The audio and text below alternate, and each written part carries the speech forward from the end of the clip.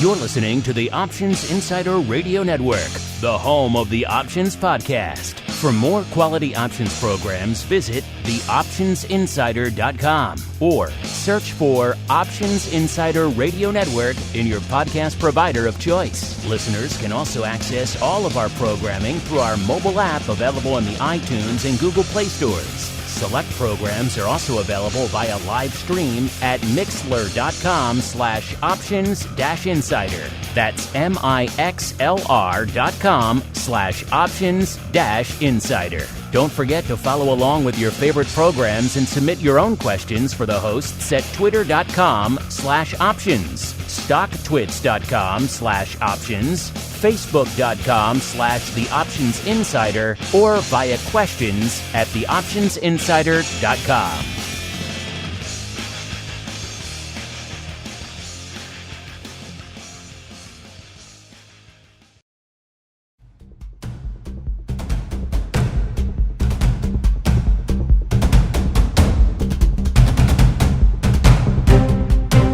It's time to pick the brains of the thought leaders who are shaping the derivatives markets.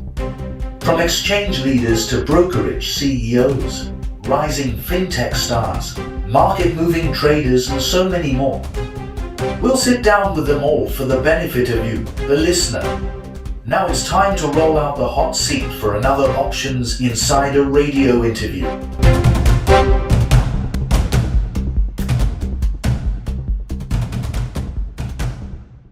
All right, everyone, welcome back to the Options Insider Radio interview series here from the Securities Traders Association National Conference. This year, not in DC, shifting gears, coming down to sunny and quite seasonally warm Orlando, Florida here for another round of interviews. The studio is open and we're raring to get going. And first up on the old docket this week is a old friend of the program. He is Sean Feeney, the head of U.S. options over there at Nasdaq. Sean, welcome back to the studio, this time in our sunny Orlando.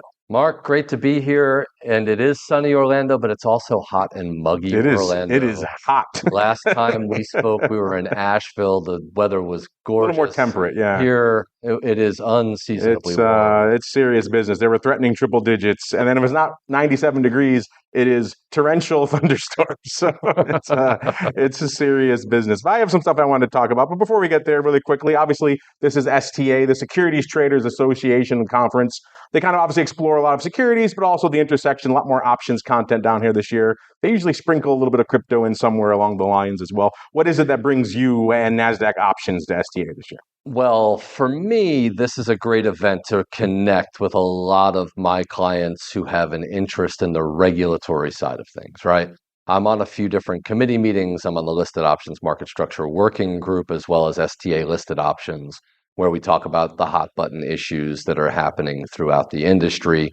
So being able to meet with all those constituents is certainly valuable. And then a lot of the clients who have an interest in a lot of the regulatory functions that are happening behind the scenes or out forward are, and there's plenty to chat about here today.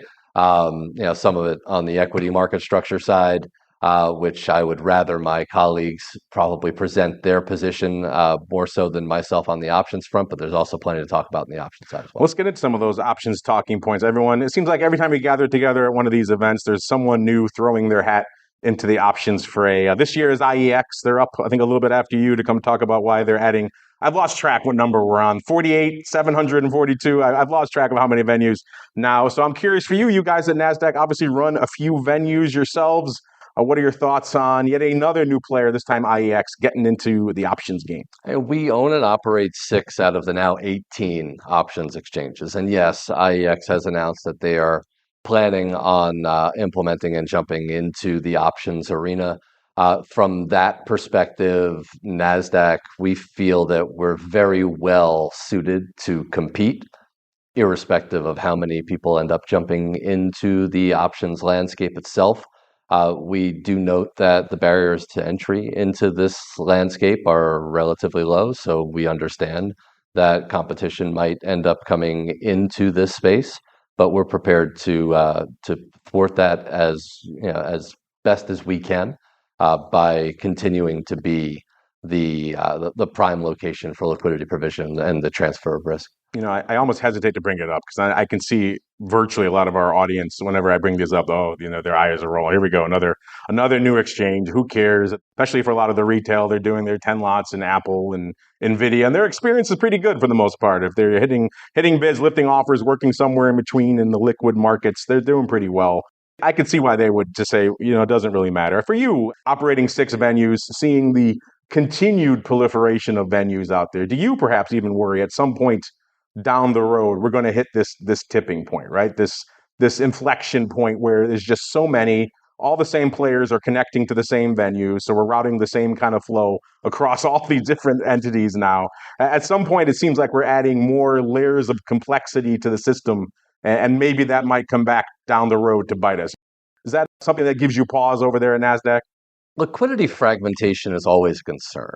Capacity scenarios are always a concern, but these are concerns that we address through technological innovation, right? So Nasdaq just launched our now 4th options market into what we're calling our fusion-based specification, and that's our harmonized tech stack, right? So as we continue to move down our cloud journey, I think we're very prepared to handle any of the scaling that needs to happen in order to establish and or maintain the resiliency of the tech stacks that are really the backbone of the industry itself. And we have an amazing technology team. We have great technology.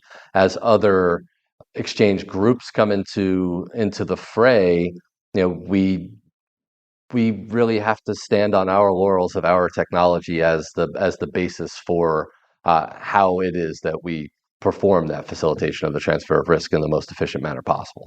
Speaking of the resiliency of the market, since the last time you and I chatted, it was tested a little bit, most notably on August 5th, call it what you will, the unwind of the yen carry trade. We've seen a lot of different fingers pointed at what actually caused the sell-off, but we saw an aggressive sell-off into the open on August 5th and an almost an equally aggressive rip right back up the other way. A lot of people were wondering how the options market would hold up in that environment, and it seems like there weren't any major outages that I was aware of. What were your thoughts on that particular moment, and also the resilience we saw of the options market in that light? No major outages. And what's so impressive about that is we ended up setting records in terms of the amount of messages that we ingest and distribute, right? So I think that number ended up blowing through our previous record and well over now 100 billion messages that we ended up. Yeah, and it's pretty wild. It's a number it doesn't even, it's hard to even grasp. Yeah. To process 100 billion messages in 6.5 hours and across 6 exchanges is quite a feat. But to be able to do it and not really blink in terms of the amount of latency that was added to the system in order to do that is amazing. And that's the real resiliency topic. Whether the capacity concerns that exist, and it's like from the fact that we have 1.5 million strikes and 4,500 underlyings that have options that are overlaying those underlyings, and all of the market makers that have to either quote in 60% or 90% of those series, dependent on whether they're lead market makers or not, and ensuring that we have the right amount of resiliency within the industry to handle scenarios like August 5th. I think we have the right market structure in place, and we're doing a great job. Of course, the other interesting thing about August 5th, it was really the first meltdown, and I guess what we're calling the zero DTE era, call it what you will, ever since August of back, what was it, 2022 now? It seemed like a lifetime ago in many ways. A lot of people have been asking the question, a lot of people have been asking us, well, we've never really seen these things tested. We've never really seen an aggressive market or rip down. These things are going to blow up. We've jokingly referred to them on our network as gamma bombs over the years. Everyone kept wondering, are these the ticking time bombs that are going to go off? We had a big meltdown August 5th. We didn't see, as far as I saw, any bombs going off. What are your thoughts on this, the market's survivability, resilience in this post-zero DTE era and its first real shakedown test, if you will? We've done so much research around the shorter dated options phenomenon. And what we've really come up with is that market maker positions tend to be on the smaller side. And that helps when it comes to days like August 5th, where we've had this immense amount of volatility in one direction and then snapback volatility in the other direction.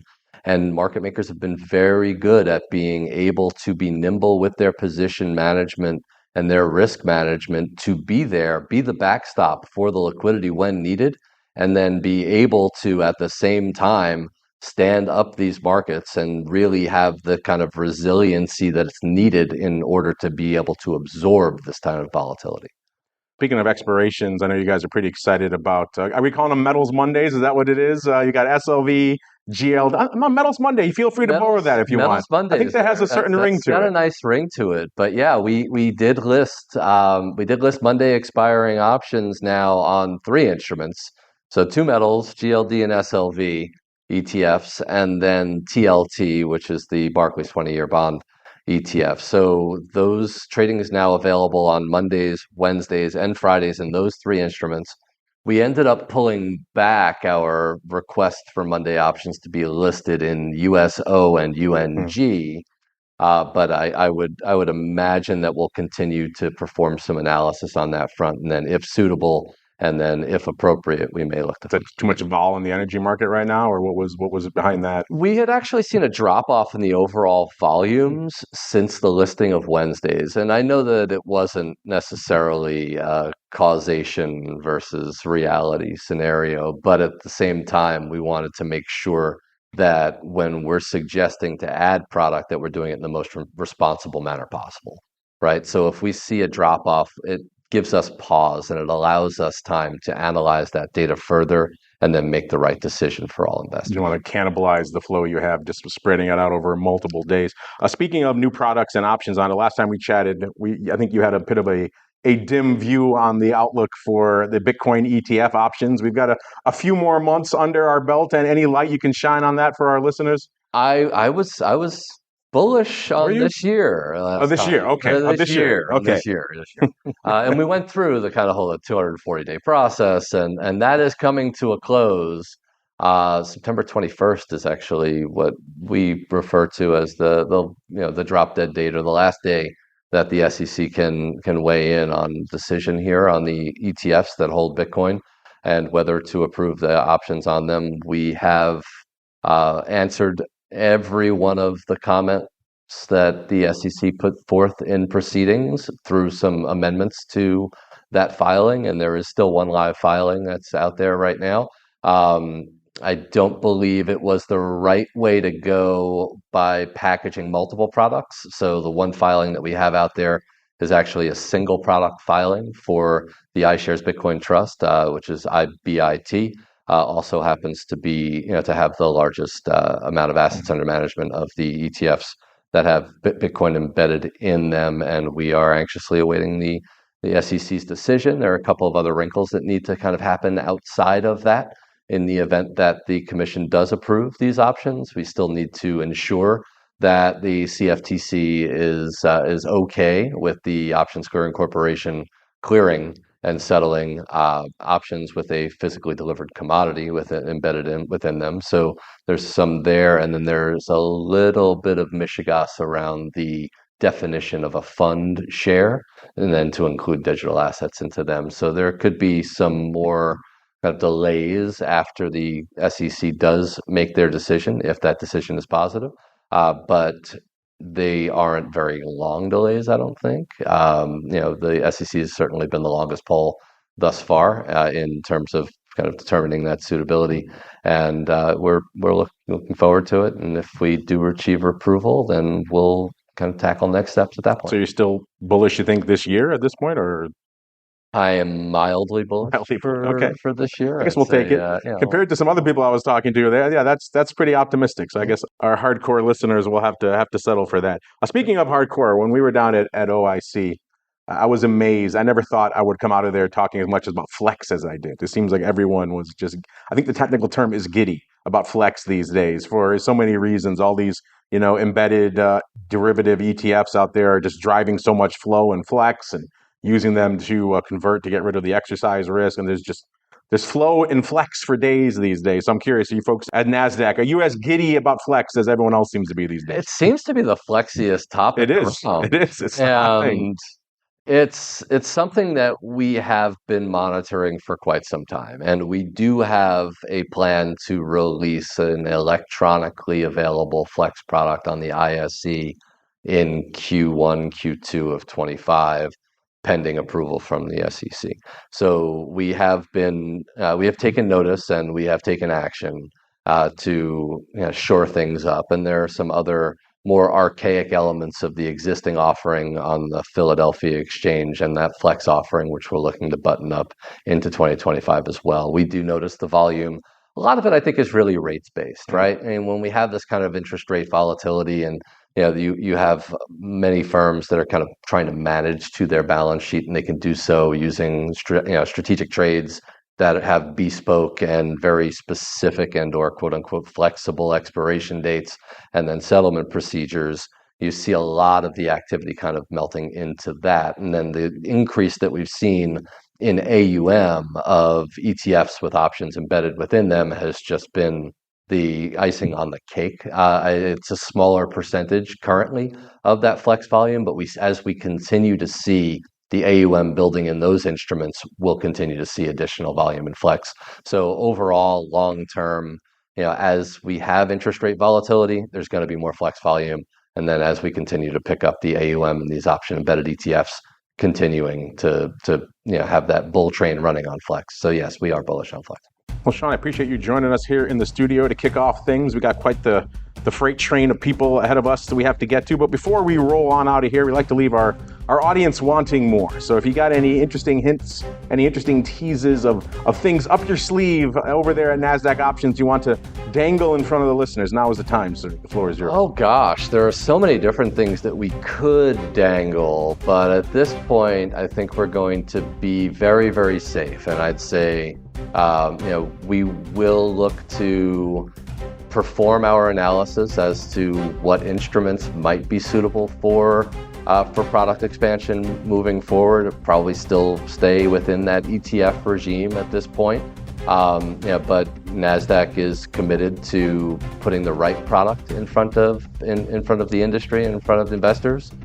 So I'd say to look for a little bit more of that in 2025. Awesome. Well, I appreciate you joining us here today, and we'll look forward to seeing how all this, we covered a lot of ground, how all this unfolds in the marketplace in the coming months. Thank you very much for having me. You're listening to the Options Insider Radio Network, the home of the Options Podcast. For more quality options programs, visit theoptionsinsider.com or search for Options Insider Radio Network in your podcast provider of choice. Listeners can also access all of our programming through our mobile app available in the iTunes and Google Play stores. Select programs are also available via live stream at mixlr.com/options-insider. That's mixlr.com/options-insider. Don't forget to follow along with your favorite programs and submit your own questions for the hosts at twitter.com/options, stocktwits.com/options, facebook.com/theoptionsinsider, or via questions at theoptionsinsider.com.